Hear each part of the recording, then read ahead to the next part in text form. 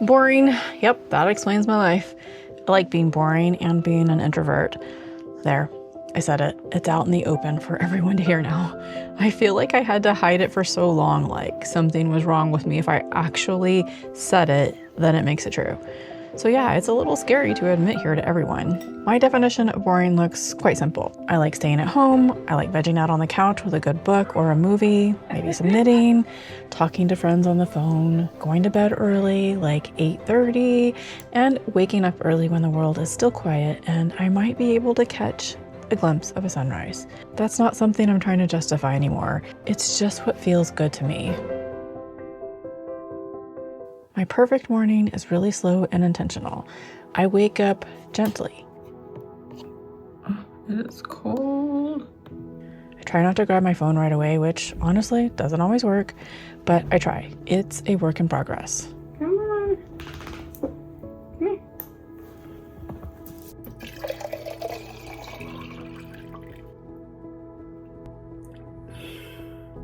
You ready to go outside? It is so chilly out. It's been in the 20s. Better bundle up.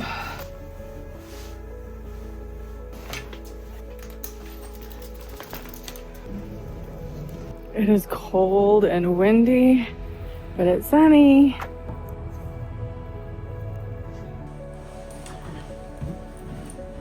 Come. I do try to walk the stairs every once in a while, as much as I can, to regain my strength. It's good for the body. I take Georgie out for a quick walk every single morning, and we come back in excited. She knows what's coming next, her food. I noticed a while back Georgie was looking, well, let's say a little curvy. So she's also been on a little weight loss journey herself. But if she could speak, she would tell you that she didn't actually volunteer for this journey. She's lost 2 pounds now over about 4 months eating this food that she actually loves, with a few little added goodies to keep it interesting. And for me, my comfort coffee. I make my coffee the same way pretty much every time. I like raw sugar. I spin some milk up to make this foamy little latte, and it brings me so much joy. It's simple and I love it. Whoa. It's overflowing. This is what I look forward to every morning. I don't know why. It's gonna hold on me for sure.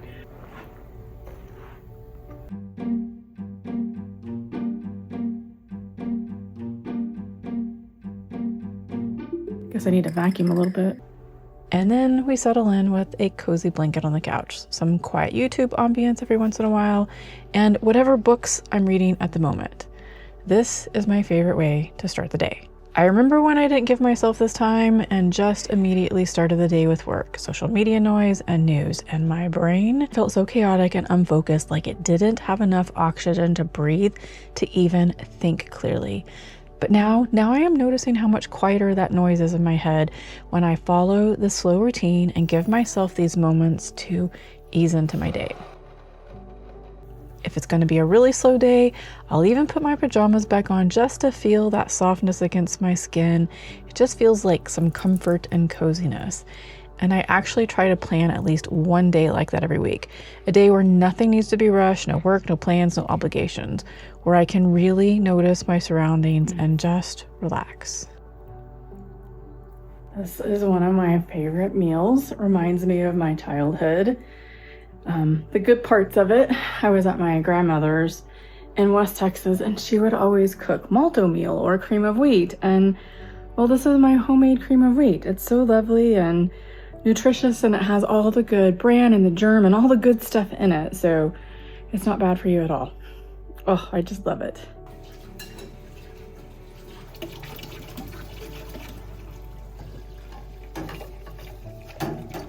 This is the part of my day I really love. It's my inner introvert jumping up and down with excitement for finally accepting that the boring introverted life is actually amazing. Because boring to me feels peaceful. It feels lovely. It feels like space to breathe. This is an actual 8-minute workout. It's not very long, but it's specifically to kind of open my hips up because I have, I guess, a little bit of arthritis in my hips and so tight. I haven't been able to move in certain situations, mobility-wise, because of my hip. And this has actually been going on since I was in my 40s. This 8-minute workout per day is to help kind of get that back and get it stronger. I also heard that it could be an estrogen problem, but I just tested my estrogen and it's normal, but maybe normal isn't optimal. So I'd love to hear from you guys. If you are on HRT, let me know. What was your estrogen like before you got on HRT? And if you started taking estrogen or HRT, what happened? How did you feel? Yeah, I really need some guidance with this. I've never taken HRT and I'm postmenopausal now. I just never really had like a lot of issues where I thought I needed to take it, but come to find out, it can cause a lot of other problems internally.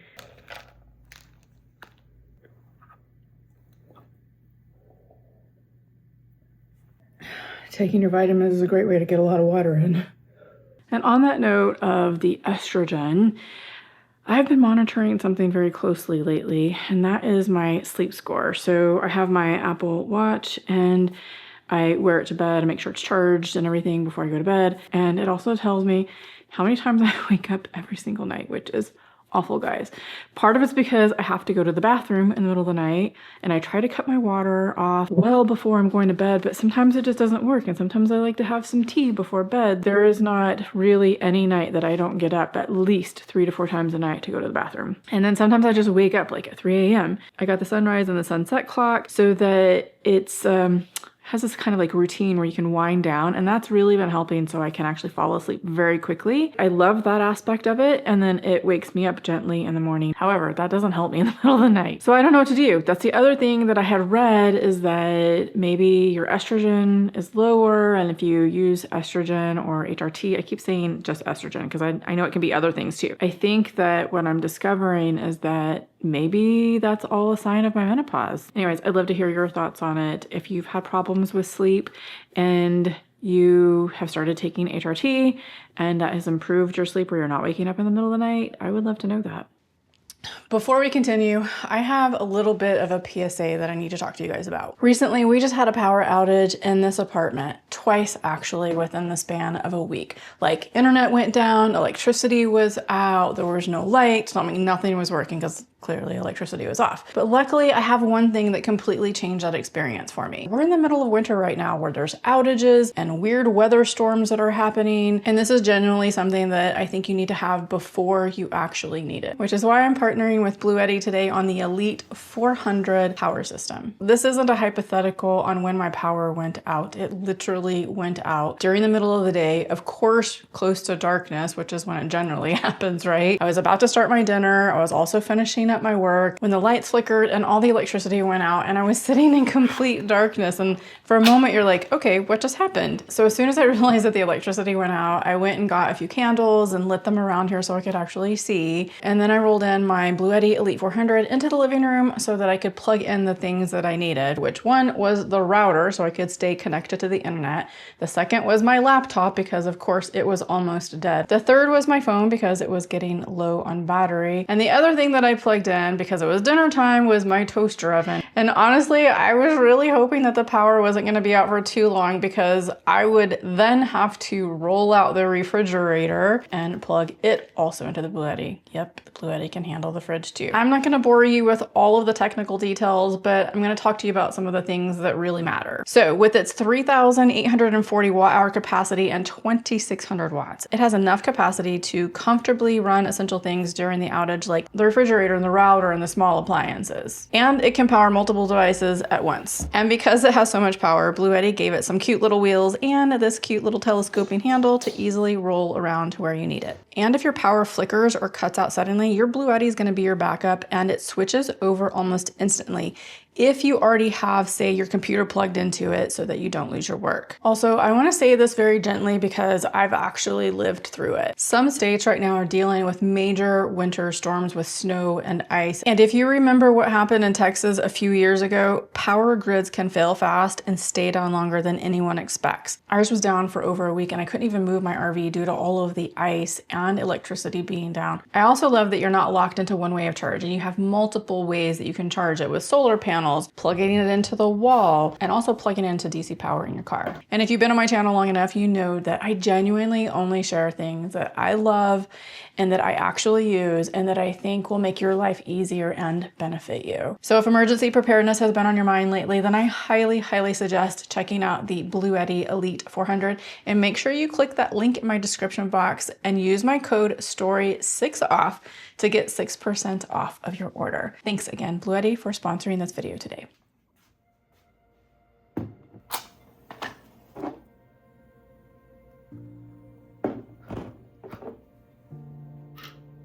So as a way to get out and explore the area a little bit more, I have decided that I'm going to do some research on finding some places to hike. Make a list and then visit one every single week. Rain or shine, I'm going to visit it.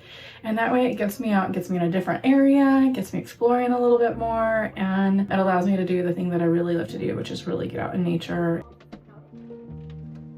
For a long time, I really thought that something was wrong with me. I didn't have the words for it back then.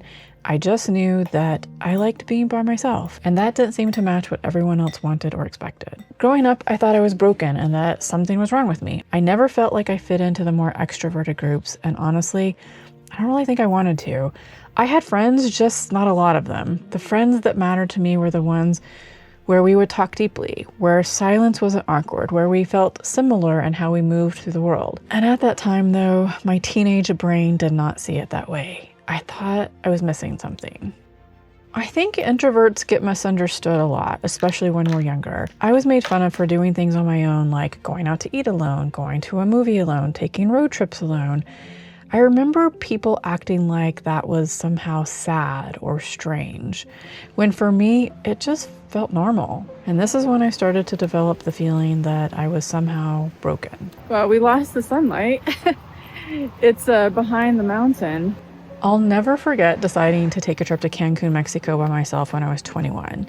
My friends and family thought I was crazy for going alone. Not because I was going to Mexico alone, but just because I was going alone. But I remember thinking, I'm not going to wait around for someone else to want the same things that I do. I could be waiting around forever and miss out on life. That was one of those first times I realized I was okay doing life on my own terms, even if it looked different. It is so peaceful out here. Look at this beautiful area. Wow, that is amazing. Oh, and this tree. I am so shocked. I had no idea this was here. What? It's so clear. Oh my gosh. I'm sorry. It's just amazing.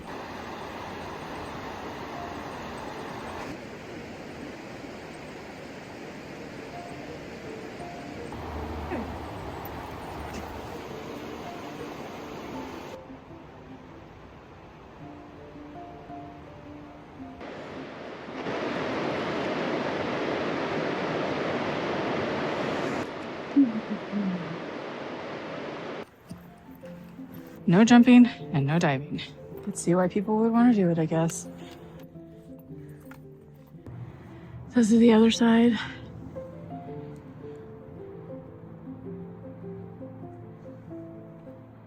And this is why I wanted to pick a new park every single week so I could explore and see new places. And wow, look at that little face. I mean, how could you not like that little face? You want one? There's one. Oh, you can only have one, or you're just gonna take them all. Okay. It is afternoon coffee now, and this is actually decaf. Switch to decaf because otherwise that will keep me awake. All right, I'm gonna try to get some work done. This series is beautiful.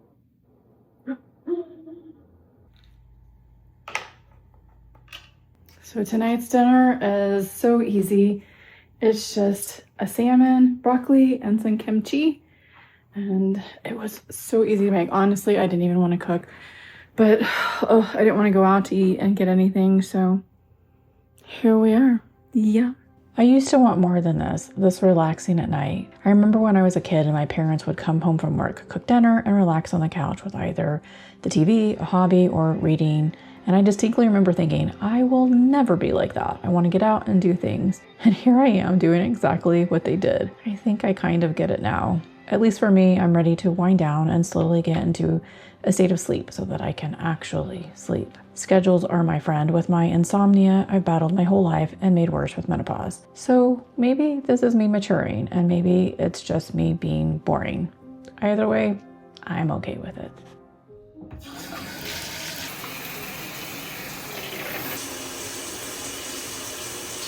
For a long time, I treated my introversion like a problem, like it was a weakness to solve, like something I needed to overcome. I was quieter, I listened more than I talked, and somehow that got interpreted the wrong way. I can't tell you how many times people thought that I was an itch with a B in front of it, and just because I wasn't very talkative. I still don't really understand that, but maybe that was just the time we grew up in. It feels so good to get up this early in the morning and, come on, Georgie, go potty, and get my day started. It's still dark and hardly anybody's up. She cracks me up. She gets so excited. With our morning routine of walking the stairs again. There she goes.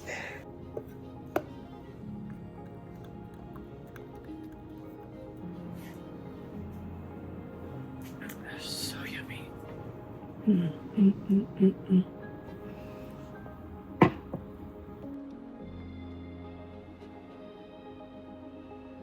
And as I observe the world, I really think that it is set up to reward extroversion. Louder voices, quick responses, confidence that shows up externally. Even our workplaces are designed for extroverts, with open offices and rows of cubicles with no walls, constant noise, and no real space to think.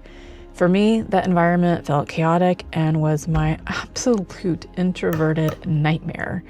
To add to that chaos, my CAPD, Central Auditory Processing Disorder, wouldn't allow me to tune anything out. Like I was physically incapable of doing it. I heard everything, every conversation, every click of the mouse, every keyboard movement, every phone ringing, every rustle of paper, every copier making copies, every squeak of an office chair rolling on the floor. And it made it really hard to do my best work, especially with the constant interruptions. I don't even think I realized how exhausting it was until I started working remotely. And for once, I could think clearly and focus. I've always been a sensitive person, like many introverts are sensitive. If I see someone crying, I'm there with you crying. If I see someone hurt, especially an animal, I can't handle it, I cry. There are movies I just can't watch, even knowing they're fiction, because it hurts my sensitive heart too much. So for a long time, I thought that was another flaw, another thing I needed to toughen up. And it didn't help that growing up, I would be punished for crying, which just only reinforced to me that I was broken and I needed to be fixed. It took me a long time to understand this, that being introverted doesn't mean being shy. It doesn't even mean being incapable. It doesn't mean that something's wrong with you. I learned how to speak up. I learned how to initiate conversations. It's time to work. I learned how to play the game when I needed to. But I wouldn't consider myself a shy person, but I'm also not the life of the party and the one who typically would initiate conversations, especially when I was younger. But deep down, I was always more of an observer, and that part of me never really went away. And yes, while I am a self-proclaimed homebody and I'm sensitive to noisy environments, I still love going to different coffee shops to do really mindless work, enjoy their coffee and whatever's on the menu, and sometimes just read. It feels good to be around other people, to feel that energy and still participate in the world in a quiet way.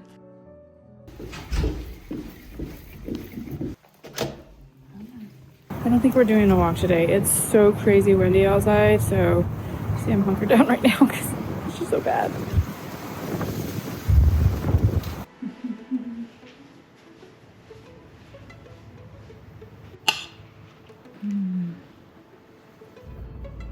I took myself out for sushi the other day, just a little solo date with myself. I sat there and ordered what I wanted, I took my time, and I just enjoyed it.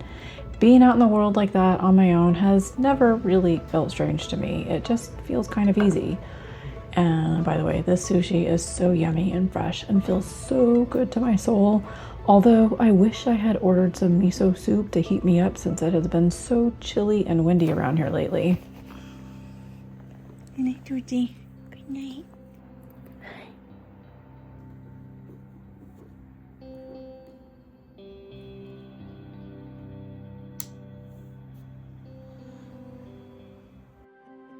Good morning, girl. Come on. You wanna go outside? You wanna go outside? Hi. You're naked. Come on. Look how much weight Georgie's lost. Sit down. Stay. I'm trying to show him your cute little curves. Sit. Stop moving. Look at she's doing so. Oh, they can't see your waistline. Do you see your waistline? Yes. Georgie's got a waistline now. Yes, you did so good. So good morning. It's a little bit later this morning that I'm getting up, as you can see by the fact that it's a little bit lighter outside. I slept in an extra 30 minutes. It felt good.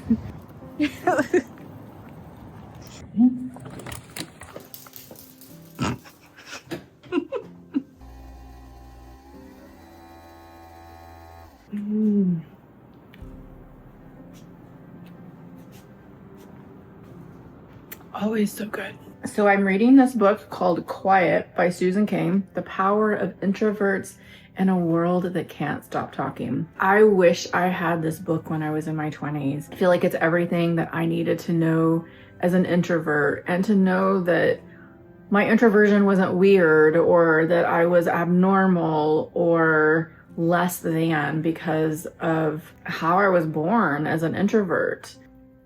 Somewhere along the way, I stopped trying so hard to be different. Not all at once, just slowly. In small, quiet moments where I realized I didn't actually want the life I was trying to force myself into. I think that's why making my career in YouTube really works for me. I can be authentically me without having to try being more extroverted like I did in corporate America. I get to show up as myself without having to perform. In corporate life, I learned how to be more extroverted, how to small talk, how to speak up in rooms, and how to play the game. And that was fine, but it never really felt like me as I climbed the proverbial corporate ladder. I don't miss the constant small talk, I don't miss trying to fill the silence, and I don't miss feeling like I needed to be on all the time. It always felt a little bit inauthentic for me, like I was wearing someone else's personality for the day. In reality, it was exhausting, and I just looked forward to being done so I could lead my so-called boring life. It's slower with the transition. Slow, hold, and slow, come back. One last time. Slow, chest down, press into the ground, slowly come back up. Number 1.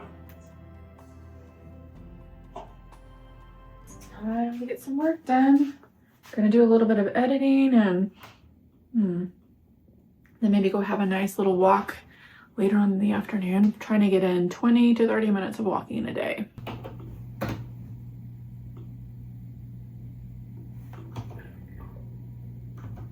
Well, I have another boring lunch for you. It's my same salad: tuna, white beans, cucumber. It's very Mediterranean.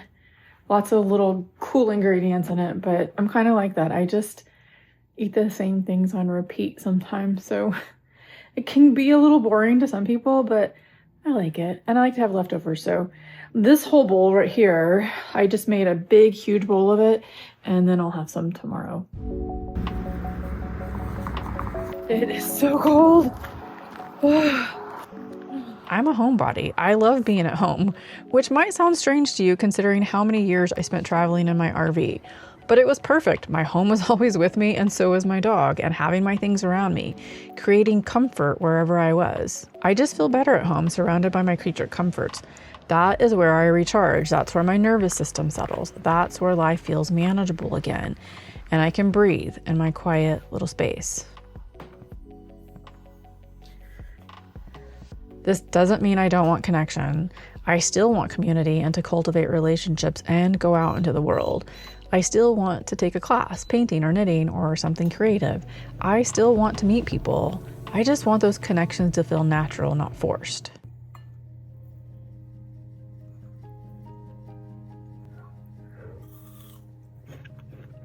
And a little bit of chocolate.